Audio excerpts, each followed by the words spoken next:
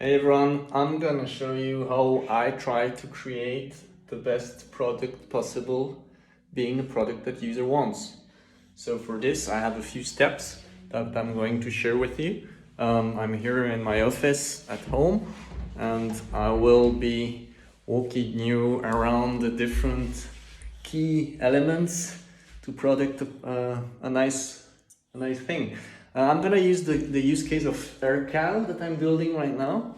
And for this, I have a few key steps in that process. The first one is ID. Of course, you need first an ID. In our case, I'm gonna use AirCal, like I said. Then you need to build some kind of vision. Of course, it could be a bit blurry in the beginning, but you want to have something that will help you drive it. So for me, AirCal vision is really to have a calendar that is really pleasant to use, because right now calendar are just horrible. No one's like to use a calendar, and I think we can do much better by adding some extra features, being AI or other more content oriented or social oriented, with feature like sharing feature, commenting events and stuff like that. So the vision of AirCal is really to build the calendar of tomorrow. But to do that, I will need to break that down, and I will have to do a lot of brainstorming stuff. So to brainstorm my features, I usually love to go through some sketching like I do here, where I try to imagine some feature, some more general user flow, for example, as well. And this helps me to nail down the product. When you brainstorm, usually you have too much IDs. So the problem is more like, how do you focus on the right feature and on the right problem? Because that's what you want. We want to find a pain point and solve that pain point in a nice way. For this, the best way is to do some user discovery, meaning you want to speak and talk with your users. One of the way that we did it with AirCal is to send user surveys with, for example, Typeform, which is really easy to build. You can nail down some questions about the assumptions that you have, send them out, reach out through Twitter, LinkedIn, stuff like that, and then you will gather some data. It will be a gold mine to help you build the right thing, because that's what you want, okay? You want to discuss as well in person or on video call. That's really valuable as well. So we did as well some user sessions of discussions or meetings to try to nail it down, okay? Once you have some data, so you have some brainstorming data, you have some survey data, and you are trying to nail down the persona that will be using your product, okay? You need to ask yourself which is the most important persona that you want to focus on. You want to niche down. You don't want to have a too big audience. You need a small one to be able to focus and to nail it, to nail your communication, your marketing, your targeting, and everything like that. So you need to do a very good job at trying to focus that down. I shared earlier on Twitter a brainstorming and funnel. So I think this thing is key.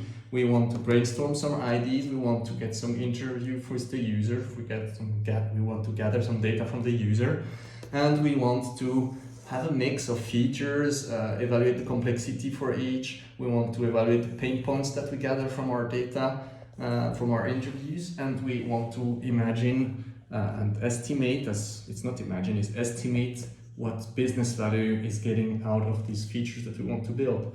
And this all together will result ultimately to the best product possible that will really, add value for your customers, and users will be able to resolve some pain points and are willing to pay some subscriptions, because that's what you usually want today. Build an MRR, and you want a product that people will pay for on a monthly basis. So once you have some persona, you mix that up, and you can do that with various different solutions to prioritize your features, because that's what you want. You have gone through these steps.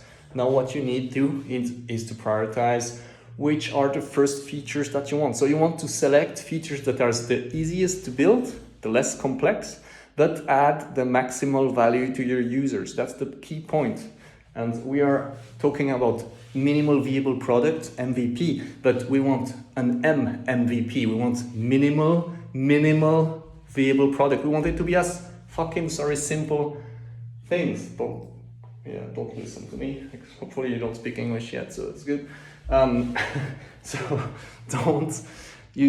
Minimal viable product today doesn't mean anything. I see customers asking for me MVP, but they want a whole website, they want a whole product. That's not what we want. We want to nail down the really tiniest features and tiniest product as possible to focus, to niche down. And that's how we're gonna do it, okay? If you can, there are multiple, I can share with you different processes. I like what Jason Fried and the 37 Signals is doing, the hey.com or Basecamp team. They have some really cool process in the book, described in the book Shape Down. And they have, for example, this betting table where they list all the features, they assign the betting rate on each of them, and that's how they use it to prioritize their features that they're building in 4 to 6 weeks loops, if I don't think.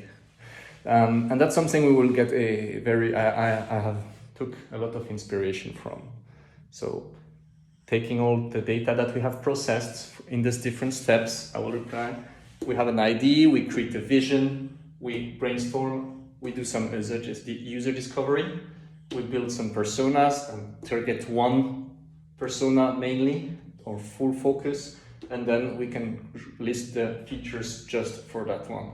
And that's a tricky part. I like to use Notion to do all this kind of work. So I'm putting everything in a big table, actually two different tables where I can list them, cross them, and be very specific to what feature I want to build. So that's a feature table, for example, that I'm using, where I have all the names of the features, some example, the complexity level, that's the flames, and the business value that it adds, that's the money bags that you see in here. And this one, the results can allow me to make some calculation, and then I can rank them from some kind of complexity scores, business complexity relative to business value score, and that's a really good point to do, okay? Yeah, I know I moved this in this new house not so long ago, so it's still not complete. I hope you liked that video. Give me a like or a retweet or do a thumbs up, whatever, to show that it adds value for you. And I would love to do another one soon. Cheers.